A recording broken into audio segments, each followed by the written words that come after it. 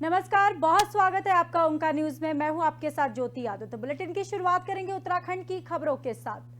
चारधाम यात्रा पर जान लेने वाले वाहनों को आरटीओ कार्यालय में ग्रीन कार्ड और ट्रिप कार्ड बनाए जाते हैं। आपको बताते चले कि आरटीओ कार्यालय तैयारियों शुरू की जा रही है। वही आपको बताते चले कि आरटीओ कार्यालय में ग्रीन कार्ड के काउंटर का रंग रोगन का काम किया जा रहा है। वही आरटीओ कार्यालय में 3 अप्रैल से ग्रीन कार्ड बनने शुरू होंगे। इसके लिए परिवहन विभाग की ओर से काउंटरों का रंग रोगन का काम किया जा रहा है। पहले 1 अप्रैल से ग्रीन कार्ड बनने थे, लेकिन शनिवार रविवार को छुट्टी होने के कारण अब सोमवार से ग्रीन कार्ड बनाने का काम शुरू किया जाएगा।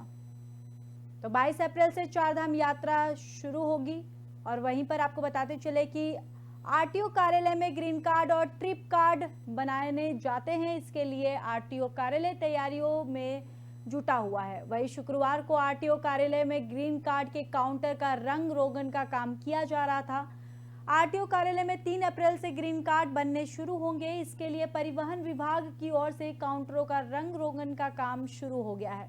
पहले 1 अप्रैल से ग्रीन कार्ड बनने थे, लेकिन शनिवार रविवार को छुट्टी होने के कारण अब सोमवार से ग्रीन कार्ड बनाने का काम शुरू किया जा रहा है।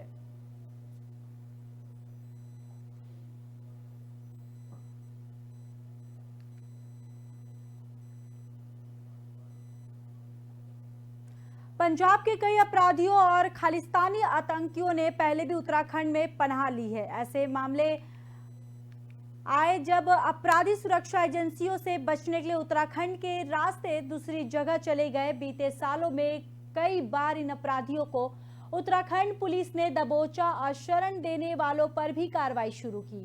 कई ऑपरेशन को उत्तराखंड और पंजाब पुलिस ने मिलकर अंजाम दिया है। दरअसल उत्तराखंड में साल भर पर्यटन गतिविधियां चलती रहती हैं। इसी का फायदा उठाकर लोग यहां आते हैं और कई बार अपराधियों ने होटल, धर्मशालाओं और अन्य जगहों पर शरण ली है। 2 साल पहले पहलवान सुशील कुमार साथी की हत्या कर करीब 1 माह हरिद्वार के एक आश्रम में रुका था। इसी तरह कई अपराधियों ने स्वीकार किया है कि उत्तराखंड पुलिस उन्हें मारेगी नहीं। तो आपको बताते चले कि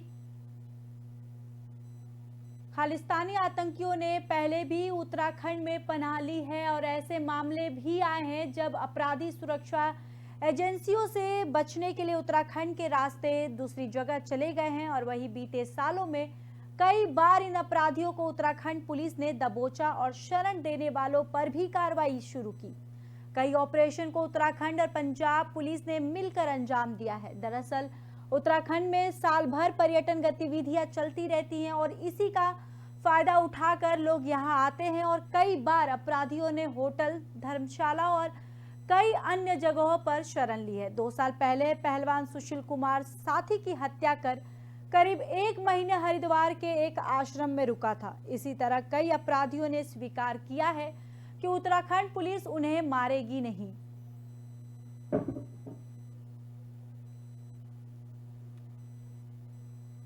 तो आपको बताते चले कि उत्तराखंड में कई ऐसे हैं जो आतंकी पनाह लेते हैं और ऐसे मामले भी आए हैं जब अपराधी सुरक्षा एजेंसियों से बचने के लिए उत्तराखंड के रास्ते दूसरी जगह चले गए हों। और बीते सालों में कई बार इन अपराधियों को उत्तराखंड पुलिस ने दबोचा और शरण देने वालों पर भी कार्रवाई हुई। कई ऑपरेशन को उत्तराखंड और पंजाब पुलिस ने मिलकर अंजाम दिया है। दरअसल उत्तराखंड में साल भर पर्यटन गतिविधियां चलती रहती हैं और इसी का फायदा उठाकर लोग यहां आते हैं और कई बार अपराधियों ने होटल, धर्मशाला और अन्य जगहों पर शरण ली। और 2 साल पहले पहलवान सुशील कुमार भी अपने साथी की हत्या करके यहीं हरिद्वार में 1 महीने रुका हुआ था।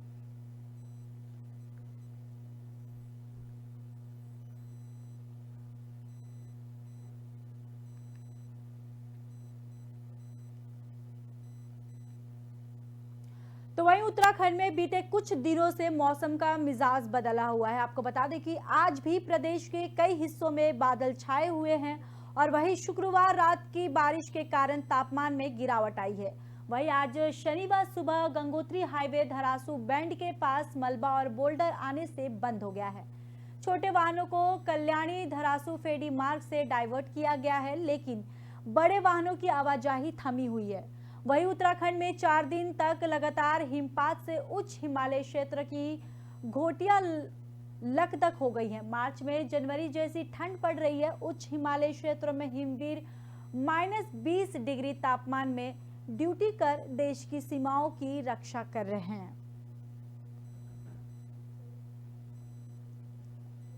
तो आपको बताते चले कि उत्तराखंड में बीते कुछ दिनों से मौसम का मिजाज बदला हुआ है और साथ ही आज भी प्रदेश के कई हिस्सों में बादल छाए हुए हैं और शुक्रवार रात की बारिश के कारण तापमान में गिरावट आ गई है।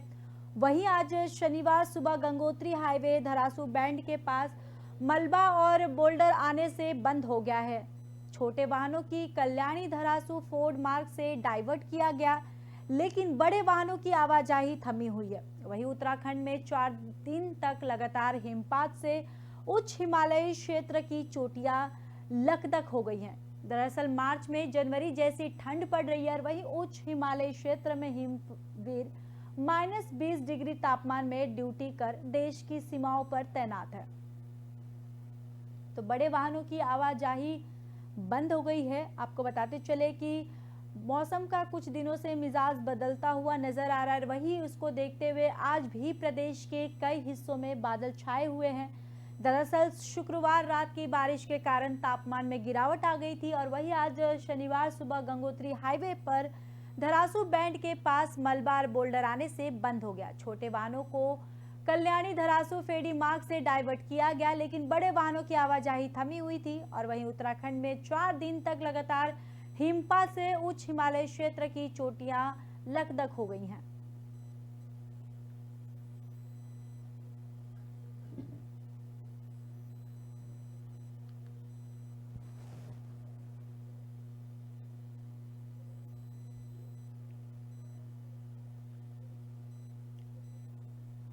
ऋषिकेश में भूतनाथ मंदिर के पास सहारनपुर निवासी एक युवक ने विदेशी महिला के साथ छेड़छाड़ की है।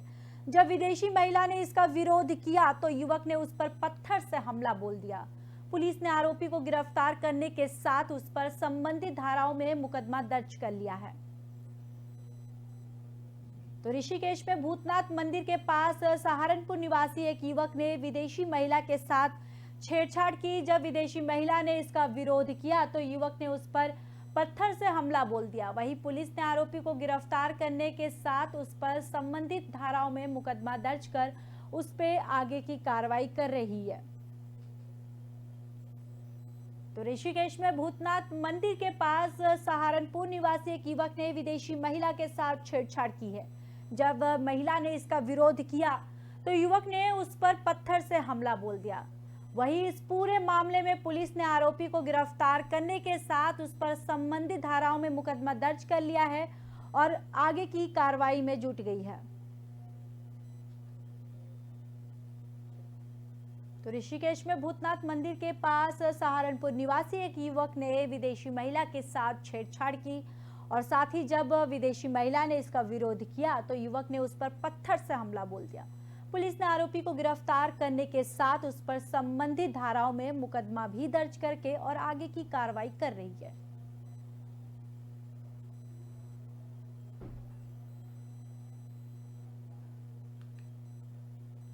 तो आपको बता दें कि विदेशी महिला के साथ ये छेड़छाड़ का मामला आया है, जहां पर एक युवक ने विदेशी महिला से छेड़छाड़ किया है और जब महिला ने इसका विरोध किया तो युवक ने उस पर पत्थर से हमला बोल दिया है और साथ ही पुलिस ने आरोपी को गिरफ्तार करने के साथ ही उस पर संबंधित धाराओं में मुकदमा दर्ज कर उस पे और आगे की कार्रवाई में जुट गई है।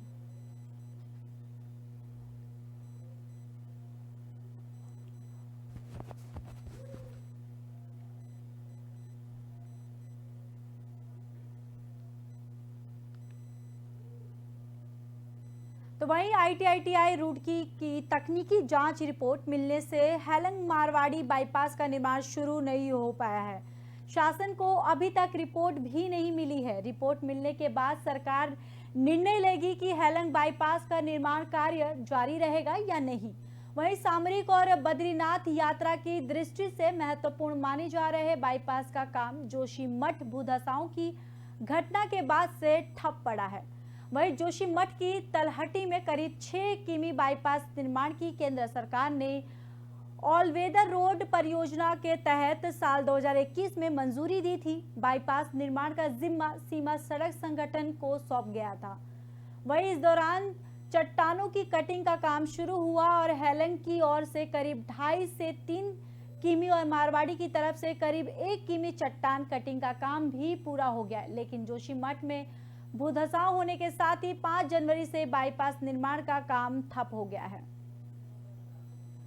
तो जोशीमठ में भूधसाओं के बाद वहां पे जो भी काम है वो ठप पड़े हैं। और आपको बताते चले कि आईआईटी रुड़की की तकनीकी जांच रिपोर्ट मिलने से हेलंग मारवाड़ी बाईपास का निर्माण शुरू नहीं हो पाया था और शासन को अभी तक रिपोर्ट भी नहीं मिली है। रिपोर्ट मिलने के बाद सरकार निर्णय लेगी कि हेलंग बाईपास का निर्माण कार्य जारी रहेगा या नहीं।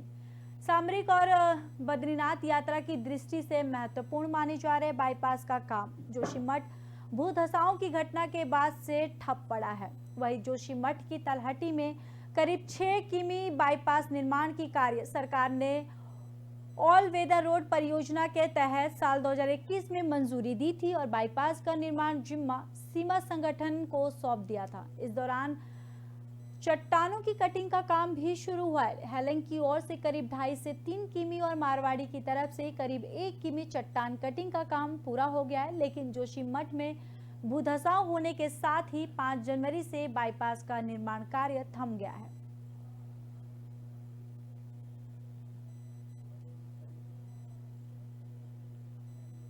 तो आपको बताते चले कि जोशीमठ में भूधसाव घटना के बाद वहां पर काम ठप पड़ गए हैं और वहीं आईआईटी रुड़की की तकनीकी जांच रिपोर्ट मिलने से हेलंग मारवाड़ी बाईपास का निर्माण शुरू हो गया है और शासन को अभी तक रिपोर्ट भी नहीं मिली है। रिपोर्ट मिलने के बाद सरकार निर्णय लेगी कि हेलंग बाईपास का निर्माण कार्य जारी रहेगा या नहीं।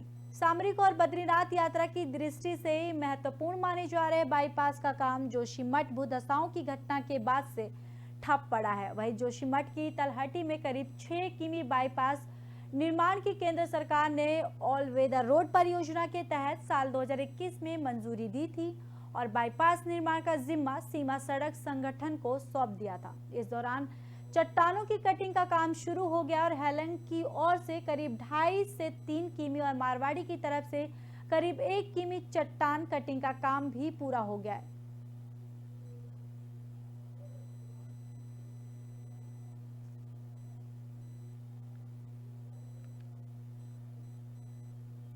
उत्तराखंड उच्च न्यायालय नैनीताल से हल्द्वानी स्थानांतरित होगा और वही केंद्र विधि न्याय मंत्रालय ने उच्च न्यायालय को स्थानांतरित करने की संवैधानिक मंजूरी दे दी है। केंद्र विधि और न्यायमूर्ति किरण रिजिजू ने पत्र लिखकर मुख्यमंत्री पुष्कर सिंह धामी को इसकी जानकारी दी। अपने पत्र में केंद्र मंत्री ने लिखा है कि राज्य सरकार द्वारा हल्द्वानी में उच्च न्यायालय के लिए आवश्यक अवस्थापना उपलब्ध करवाने पर केंद्र सरकार उत्तराखंड उच्च न्यायालय को नैनीताल से हल्द्वानी शिफ्ट करने की अधिसूचना की प्रक्रिया प्रारंभ करेगी। वहीं केंद्रीय मंत्री ने इस संबंध में राज्यपाल लेज गुरमीत सिंह और मुख्य न्यायाधीश न्यायमूर्ति विपिन सांघवी को भी पत्र लिखकर इसकी जानकारी दी है। तो नैनीताल से हल्द्वानी शिफ्ट होगा हाई कोर्ट, जहां पर आपको बता दें कि केंद्र विधि और न्यायालय मंत्री ने इसकी मंजूरी भी दे दी है। दरअसल केंद्र विधि और न्याय मंत्रालय ने उच्च न्यायालय को स्थानांतरित करने की सैद्धांतिक मंजूरी दे दी है। केंद्र विधि और न्याय मंत्री किरण रिजिजू ने पत्र लिखकर मुख्यमंत्री पुष्कर सिंह धामी को इसकी जानकारी दी है। अपने पत्र में केंद्र मंत्री ने लिखा है कि राज्य सरकार द्वारा हल्द्वानी में उच्च न्यायालय के लिए आवश्यक अवस्थापना उपलब्ध कराने पर केंद्र सरकार उत्तराखंड उच्च न्यायालय को नैनीताल से हल्द्वानी शिफ्ट करने की अधिसूचना की प्रक्रिया प्रारंभ करेगी। वहीं केंद्रीय मंत्री ने इस संबंध में राज्यपाल एलजे गुरमीत सिंह और मुख्य न्यायाधीश न्यायमूर्ति विपिन सांघवी को भी पत्र लिखकर इसकी जानकारी दे दी है।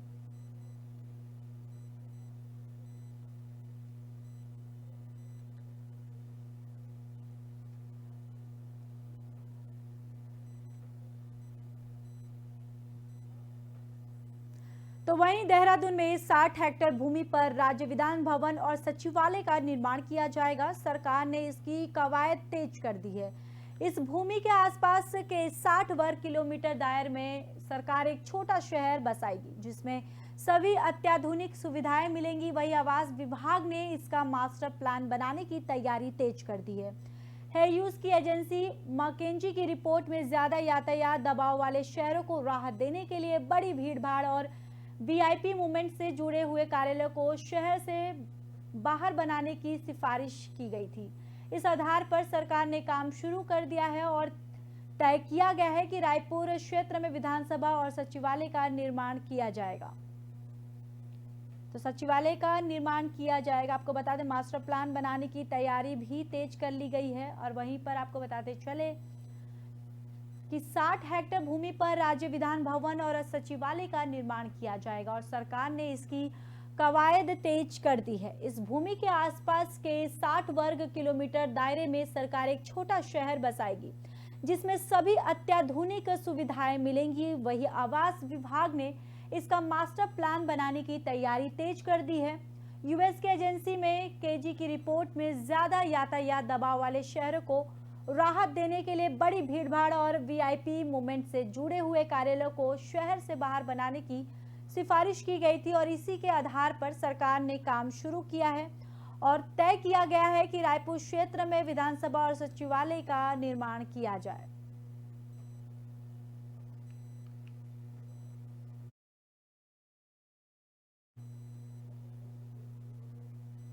तो फिलहाल खबरों में इतना ही। बाकी खबरों के लिए देखते रहिए ओंकार न्यूज।